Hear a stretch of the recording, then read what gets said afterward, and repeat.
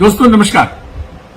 देखिए, बहुत चर्चा हो रही है इस समय कि तीसरी वेव आने वाली है, थर्ड वेव बहुत भयंकर होगी, पहली और दूसरी से ज्यादा खतरनाक होगी, बच्चों को खास तौर पर नुकसान पहुंचाएगी। आइए जरा हम समझाते हैं आपको कि कैसे आएगी थर्ड वेव, आएगी कि नहीं आएगी, और आएगी तो कैसे आएगी, कब आएगी और किसको नुकसान ज्यादा पहुंचाएगी। सबसे पहले तो ये जान लीजिए आप कि हमारे देश में पहली वेव आ चुकी है, बहुत अच्छी लड़ाई लड़ी हमने। दूसरी वेव हमें उम्मीद नहीं थी, एक्चुअली वो अचानक आ गई, वो ऐसे ही आ गई कि हम भूल जाएं कि आज हमने पार्टी रखी है और 100 दोस्त आपके सामने आ जाए, भाई पार्टी को बुलाया था तुमने, कहां है पार्टी। वो वैसी कुछ हालत हो गई थी कि वो आप भी भूल गए और आपकी मैडम भी भूल गई और पार्टी वाले आ गए दोस्त लोग। तो वो कुछ इस तरह की बात हो गई थी। तैयारी हमारी थी नहीं, सोचा हमने था नहीं, विचार किया नहीं था। हम तो ये मान बैठे थे 2021 जैसे ही शुरू हुआ, केसेस बहुत कम थे, वैक्सीनेशन का लॉन्चिंग हो चुकी थी बड़े पैमाने पर, इंडिया की जो है वो पूरे देश में, पूरी दुनिया में प्रतिष्ठा कायम हो चुकी थी कि भारत जैसे देश ने भाई 2-2 वैक्सीन बना ली हैं। और लॉन्चिंग का ग्रैंड लॉन्चिंग हुई 16 जनवरी को। और उसके बाद क्या हुआ, फिर आप जानते हैं हमारे देश में कि जरा सा सावधानी हटी नहीं, दुर्घटना घटी, तो लोग भी लापरवाह हो गए थे कि अब कहां केसेस आ रहे, कुछ केसेस नहीं बचे, छोटे मोटे केसेस हैं, अब थोड़ी होगा हमको कोरोना। वैक्सीनेशन में कुछ ऐसा हुआ लॉन्चिंग के बाद कि लोगों का इंटरेस्ट कम रहा। जिस स्पीड से और जिस पेस से वैक्सीनेशन प्रोग्राम होना चाहिए था वो हुआ नहीं। तो मिल गया स्पेस कोरोना को, और स्पेस मिलता है कोरोना तो छोड़ता नहीं है, वो इसी ताक में था। एक्चुअली कोरोना का जो पूरा जीवन है वो हमारे आपके जीवन पर निर्भर करता है। हम उसे न्योता देंगे तो दावत खाएगा, हम न्योता नहीं देंगे तो दावत कहां से खाएगा। कोरोना कभी डेड बॉडी में जिंदा नहीं रहता, जिनके साथ मर गया वो तो मर गया। डेड बॉडी जैसे मृत्यु होती है 4 घंटे बाद, कोरोना कहीं नहीं बचता। हर बॉडी सिक्रीशन में, हर बॉडी सरफेस पे डेड बॉडी के 4 घंटे के अंदर कोरोना खत्म। उसको चाहिए, देखिए शेर की तरह है वो, शेर ना वो मरा हुआ मांस नहीं खाता, वो मार के मांस खाता है, जिंदा चाहिए उसको आदमी या जो भी शिकार है उसका। कोरोना को भी जिंदा शिकार चाहिए, लाइव ह्यूमन बींग्स चाहिए। और कौन से लोग चाहिए, वो तो जुगाड़ में है, मांस नीचे कोरोना अंदर। बस आपने मांस नीचा नहीं, सावधानी हटी दुर्घटना घटी। सावधानी हटी दुर्घटना घटी में तो तब भी कोई संभावना है कि भाई हो सकती है, लेकिन इसमें तो गारंटी है।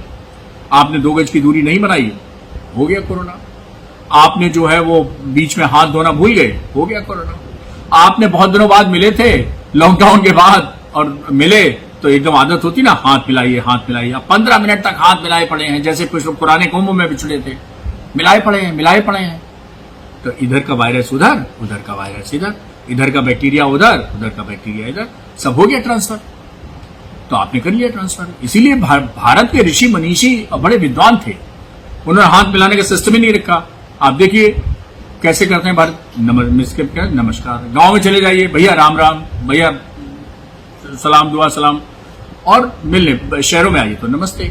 यही था हमारा। और कोरोना ने हमें दोबारा नमस्ते पर लौटा दिया। नमस्ते पर ही रहना है, गलती से अभी शेक हैंड नहीं करना है, हाथ नहीं मिलाना है। और जो हमारा कोविड अप्रोप्रिएट बिहेवियर है कि भाई संक्रमित, कहते हैं ना कोरोना 3 तरह से फैलता है। संक्रमित व्यक्ति से, तो संक्रमित व्यक्ति से ना, पहले तो व्यक्ति से 2 गज की दूरी बनाए रखिए।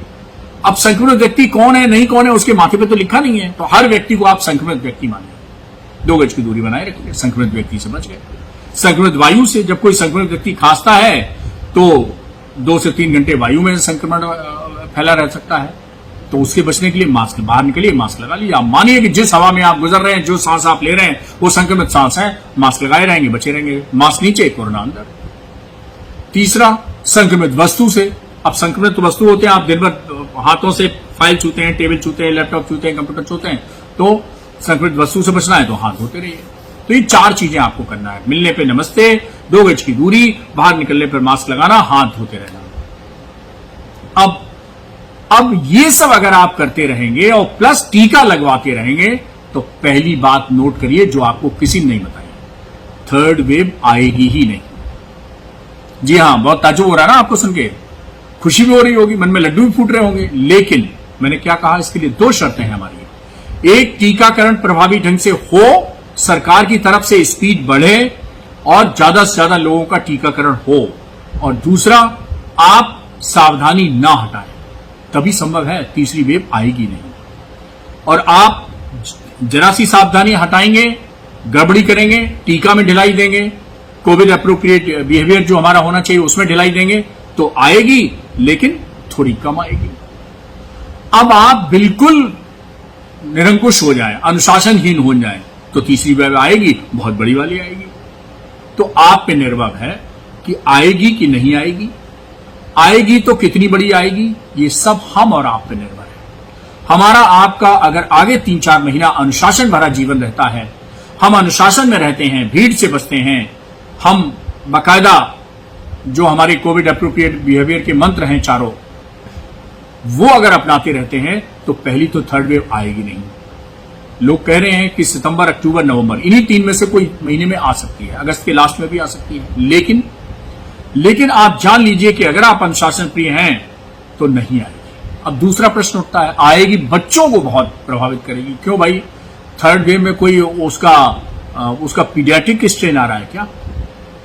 अरे भाई, पहले वेव में बच्चे कम अफेक्ट हुए, दूसरी वेव में इतने केसेस आए, 4 लाख से ऊपर केसेस पर डे आ गए अप्रैल के लास्ट और मई के फर्स्ट वीक में, तब भी बच्चे कम केसेस हुए। तो अब ऐसा क्या थर्ड वेव में है जो बच्चे, हाँ, एक तर्क किया जाता है कि साहब बच्चों का टीकाकरण, तो वो भी बच्चों को हम खुशखबरी बता देते हैं। बच्चों का टीका भी तैयारी की प्रक्रिया में है, वो भी जल्दी आने वाला है। और सुनिए, जिनको सुई से डर लगता है उनके लिए भी खुशखबरी है मेरे पास, इंट्रानेजल वैक्सीन आने वाली, नाक में स्प्रे करिए, आप बिल्कुल एकदम धड़ल्ले से वैक्सीनेटेड हो गए। तो 2 खुशखबरियां बताई मैंने आपको। तो हमारे ऊपर, आपके ऊपर निर्भर करता है कि थर्ड वेव आएगी नहीं आएगी, आएगी तो कितनी गंभीर आएगी। और बच्चों के लिए निश्चिंत रहिए, बच्चे निश्चिंत रहें। लेकिन हाँ, 3-4 महीनों के लिए बच्चों के लिए एक मैं काम बता देता हूं। देखिए, बच्चे जब तक वैक्सीन नहीं आती तब तक अपने को मजबूत होना पड़ेगा, बच्चों को मजबूत होना पड़ेगा, इम्यूनिटी अपनी बढ़ानी पड़ेगी। अभी 3-4 महीने का समय है, आप इम्यूनिटी बढ़ा सकते हैं। कैसे बढ़ा सकते हैं? 3 खाने में सफेद चीजें खूब खाएं और 3 सफेद चीजें ना खाएं, आपकी हो गई जबरदस्त इम्यूनिटी। बहुत ज्यादा डाइट वाइट प्लान ये सब चक्कर में मत पड़ो। क्या कहना है डॉक्टर सूर्यकांत का? मेरा कहना है 3 सफेद चीजें, दूध, दही, मट्ठा। अब कई बच्चे मट्ठा जानते ही नहीं है, तो भाई जान लीजिए, छाछ जिसको कहते हैं, ये खूब खाइए, खूब पीजिए।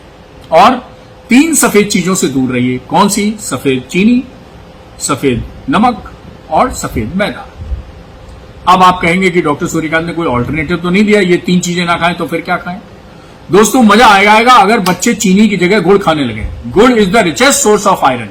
आयरन भी होता है, मिनरल्स भी होते हैं, विटामिन भी होते हैं, सब होते हैं गुड़ में, और जबरदस्त ताकत आती है। जी हाँ, बिल्कुल हनुमान जी वाली ताकत आती है।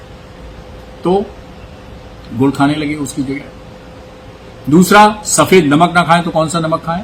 तो सफेद नमक से अगर आप बचना चाहते हैं, खासतौर पे आजकल देखिए बच्चों की जो खान पान है उसमें नमक बहुत ज्यादा होता है, तो सेंधा नमक का इस्तेमाल करिए उसकी जगह। और सफेद मैदा की जगह आप आटे का इस्तेमाल करिए, वो अच्छा हो तो मल्टीग्रेन आटे का इस्तेमाल करिए, बहुत अच्छा रहेगा। अब इस चीज के अलावा, और ये केवल बच्चों के लिए नहीं है, जिसको इम्यूनिटी बढ़ानी है वो अपना ये सब खा सकता है, सबके लिए है। तो तीसरी लहर से बचना है, इम्यूनिटी बढ़ानी है, क्या करना है? 3 सफेद चीजें ज्यादा खानी है, 3 सफेद चीजें कम खानी है। हाँ, जिनको कोलेस्ट्रॉल की प्रॉब्लम है, हार्ट की प्रॉब्लम है, वो जरा दूध में से बार बार गर्म करके मलाई निकाल के ही खाएंगे तो ठीक रहेगा उनके लिए, नहीं तो कोलेस्ट्रॉल बढ़ने लगता है।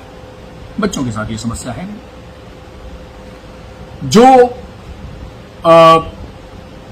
बाकी लोग भी हैं और बच्चे भी हैं, तो 24 घंटे में एक हरी सब्जी जरूर खाएं। एक हरी सब्जी, एक मत मान लीजिए, एक हरी सब्जी जरूर खाएं और एक कोई मौसम का फल जरूर खाएं। अब देखिए, मैंने बहुत कोई लंबा चौड़ा कॉम्प्लिकेटेड प्रोटोकॉल डाइट और इम्यूनिटी का नहीं बनाया है, बहुत सिंपल है। 3 सफेद चीज खानी है, 3 सफेद नहीं खानी है। गुड़ खाना है, उसकी जगह मल्टीग्रेन आटे का इस्तेमाल करना है, और सफेद नमक की जगह सेंधा नमक खाना है। और क्या करना है? एक हरी सब्जी, कोई जो आपकी पसंद की सब्जी हो, आप बदल बदल के खा सकते हैं। एक दाल जरूर खानी है, एक सब्जी जरूर खानी है, और एक मौसमी फल जरूर खाना है। हो गया आपका बैलेंस डाइट। बहुत सीधा, आपने देखा होगा बहुत लंबा चौड़ा डाइटिशियन प्लान, ये प्लान वो, उसकी कोई जरूरत नहीं, बहुत ज्यादा दिमाग मत इस्तेमाल करिए।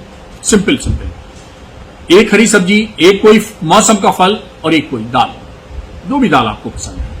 अब लोग फल, हम जैसे कहते हैं, लोग एकदम सेब पे दिमाग पहुंच जाता है। जरूरी नहीं सेब खाएं आप, जो मौसम का फल है। इसमें आप खीरा खा सकते हैं, खरबूजा खा सकते हैं, तरबूज खा सकते हैं, आम आने वाले हैं, आम खा सकते हैं, कुछ भी खा सकते हैं। और ये इसमें कोई बहुत ज्यादा फाइनेंसेस भी इन्वॉल्व नहीं है, बहुत महंगा मैंने कोई डाइट प्लान नहीं बताया। आप शहर का बड़ा आदमी, छोटा आदमी, गरीब आदमी सब कोई कर सकता है। आपके गांव में जो फल मिल रहा है, जो आपके खेत में सामने सब्जी लगी हुई है, लौकी लगी तो ठीक, परवल लगा तो ठीक, तुरई लगी तो ठीक, कद्दू लगा तो ठीक, पालक लगा तो ठीक, जो लगी वो खा लीजिए, क्या दिक्कत है, बदल बदल के खाते रहिए तो आपकी इम्यूनिटी अच्छी हो जाएगी। आधा घंटा आप अपने शरीर के लिए एक्सरसाइज के लिए निकाल लीजिए। एक्सरसाइज माने कोई भी एक्सरसाइज, आप योग कर सकते हैं, आसन कर सकते हैं, walking is the best exercise, walk कर सकते हैं।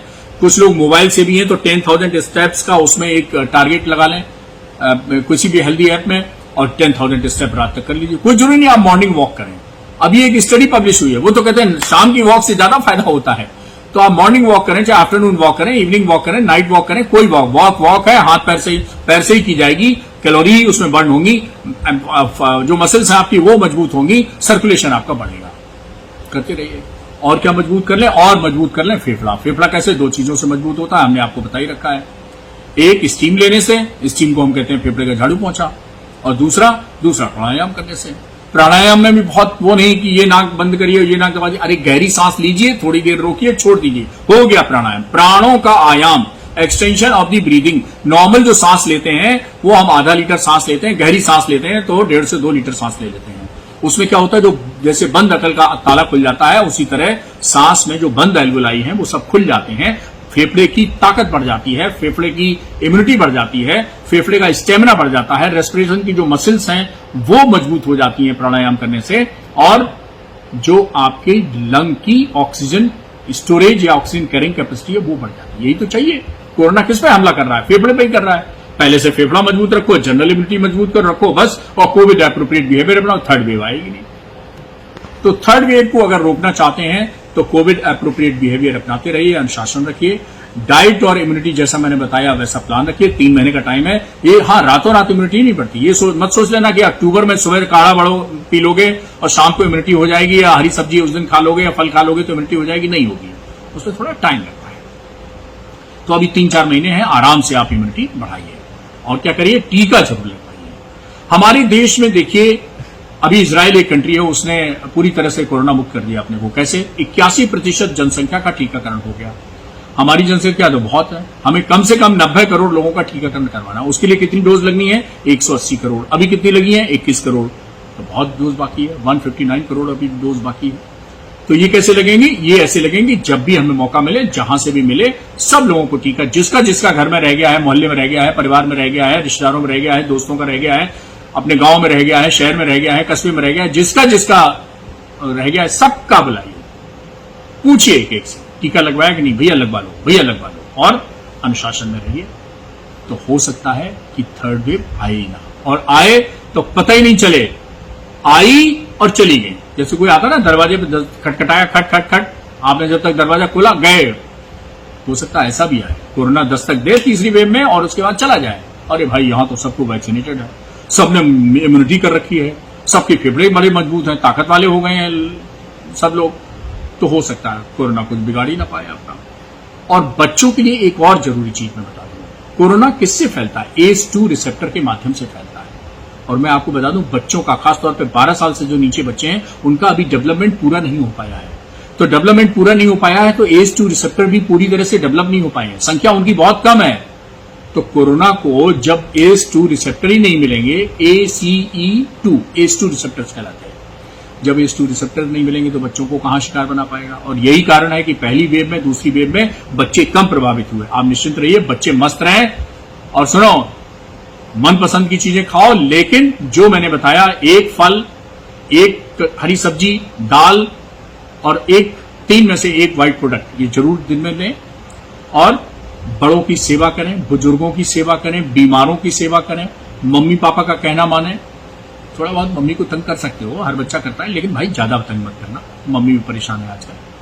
तो और बाकी अनुशासन में रहें, कोविड एप्रोप्रिएट बिहेवियर में रहें। और बोर्ड वालों की तो बल्ले बल्ले है भाई, हाई स्कूल में बिना एग्जाम दिए पास हो गए, इंटर में बिना। अरे भाई, मोदी जी की जय जय बोलो, और क्या, मस्त रहो। अब पढ़ने का टेंशन नहीं, ये तो बॉडी बना लो, इम्यूनिटी बना लो, ये सब करो, और क्या करना है, बस मस्त रहो, चुस्त रहो, दुरुस्त रहो, और कोरोना फ्री कर दो इस देश को। आपकी भूमिका बहुत बड़ी है, क्योंकि आपके पास टीका नहीं है अभी, इसलिए आपको अपनी इम्यूनिटी ज्यादा बढ़ानी है। आपको अपने को भी बचाना है, बुजुर्गों को भी बचाना है, घर के बुजुर्ग बीमार लोगों को भी बचाना है, सबको बचाना है, सबको चिंता करनी है। और जो मन में आता है करिए। बड़ो घर परिवार के अंदर डांस करके दिखाइए, गाना गा के दिखाइए, पेंटिंग करके दिखाइए, मिमिक्री करके दिखाइए, जो कर सकते हैं।